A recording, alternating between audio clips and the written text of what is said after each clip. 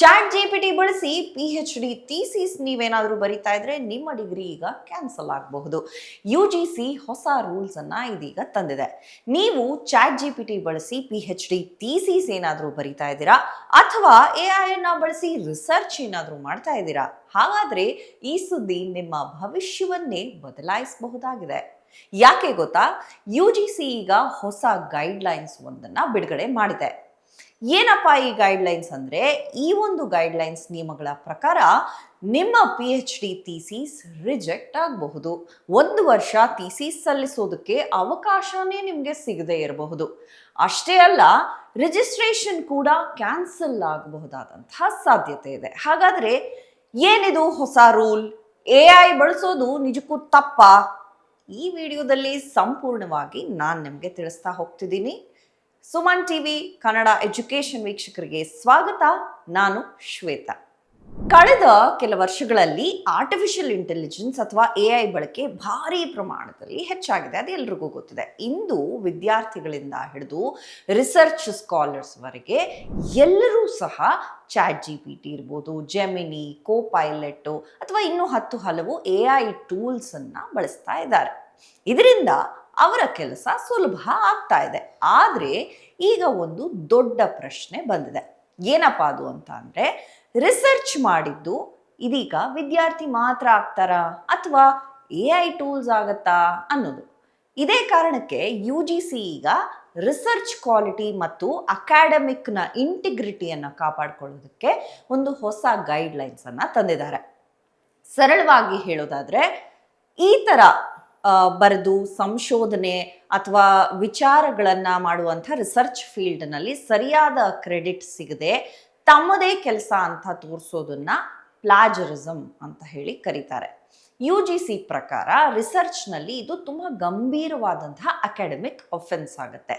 ಹಾಗಾಗಿ ಈಗ ಪ್ಲಾಜರಿಸಮ್ ಪರ್ಸಂಟೇಜ್ನ ಒಂದು ಆಧಾರದ ಮೇಲೆ ಆ್ಯಕ್ಷನ್ನನ್ನು ತೆಗೆದುಕೊಳ್ಳಲಾಗತ್ತೆ ಅಂತ ಹೇಳಿ ಹೇಳ್ತಾ ಇದ್ದಾರೆ. 10% 40% ಪ್ಲಾಜರಿಸಮ್ ಇದ್ದರೆ ನಿಮ್ಮ ಥೀಸಿಸ್ನಲ್ಲಿ ಅದು ನಕಲು ಅಂತ ಹೇಳಿ ಕನ್ಸಿಡರ್ ಆಗತ್ತೆ.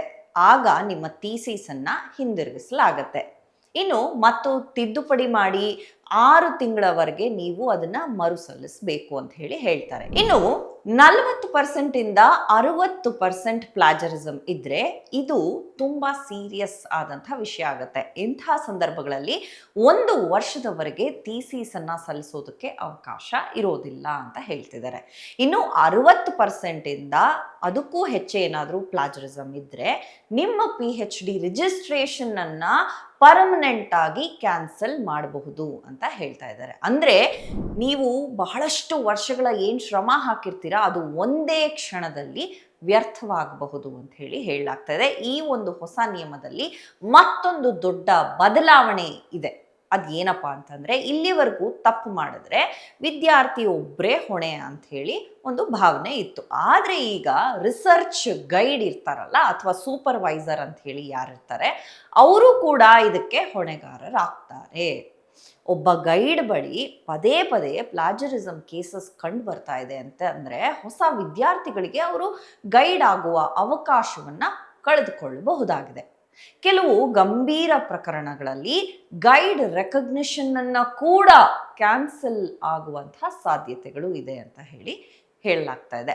ಅಂದ್ರೆ ಈಗ ರೆಸ್ಪಾನ್ಸಿಬಿಲಿಟಿ ಕೇವಲ ಸ್ಟೂಡೆಂಟ್ ಅಲ್ಲ, ಇಬ್ಬರ ಮೇಲೂ ಇದೆ. ಈಗ ಹೆಚ್ಚಿನವರಿಗೆ ಇದೇ ಒಂದು ಪ್ರಶ್ನೆ ಮೂಡ್ತಾ ಇದೆ. UGC ನಲ್ಲಿ ಚಾಟ್ ಜಿಪಿಟಿ ಅಥವಾ AI ಟೂಲ್ಸ್ ಅನ್ನ ಸಂಪೂರ್ಣವಾಗಿ ಈಗ UGC ಬ್ಯಾನ್ ಮಾಡಿಲ್ಲ.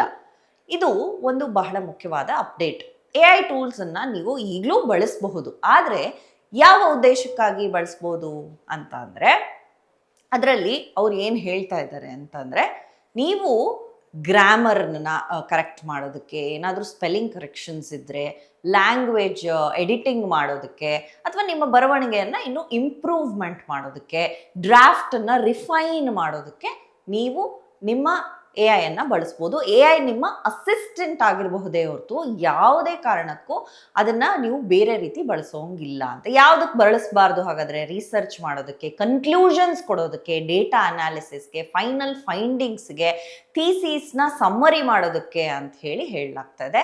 ಸರಳವಾಗಿ ಹೇಳೋದಾದ್ರೆ AI ನಿಮ್ಮ ಥೀಸಿಸ್ ಅನ್ನ AI ಬರಿಬಾರ್ದು. AI ನಿಮ್ಮ ರಿಸರ್ಚ್ ಅನ್ನ ಯೋಚಿಸಬಾರ್ದು, ಅದೇನೇ ಯೋಚಿಸ್ಬಿಡ್ಬಾರ್ದು. ಅದು ಕೇವಲ ನಿಮ್ಮ ಅಸಿಸ್ಟೆಂಟ್ ಆಗಿರಬಹುದು. ಇನ್ನೊಂದು ಮುಖ್ಯವಾದ ರೂಲ್ ಇಲ್ಲಿ ಏನು ಅಂತಂದ್ರೆ, ನೀವು ಥೀಸಿಸ್ನಲ್ಲಿ AI ಅನ್ನ ಬಳಸಿದ್ರೆ ಎಲ್ಲಿ ಬಳಸಿದ್ದೀರಾ ಅನ್ನೋದನ್ನ ನೀವು ಮೆನ್ಷನ್ ಮಾಡಬೇಕಾಗತ್ತೆ ಅಂತ ಹೇಳಿ ಈ ಒಂದು ಗೈಡ್ಲೈನ್ಸ್ ಹೇಳ್ತಾ ಇದೆ. ಟ್ರಾನ್ಸ್ಪರೆನ್ಸಿ ಕಡ್ಡಾಯ ಅಂತ ಹೇಳ್ತಾ ಇದ್ದಾರೆ. ಬಹಳ ಜನರ ಅಭಿಪ್ರಾಯ ಏನಂತ ಅಂದ್ರೆ, ಈ ರೂಲ್ಸ್ ರಿಸರ್ಚ್ ಕ್ವಾಲಿಟಿನ ಉಳಿಸೋದಕ್ಕೆ ಅಗತ್ಯನಾ?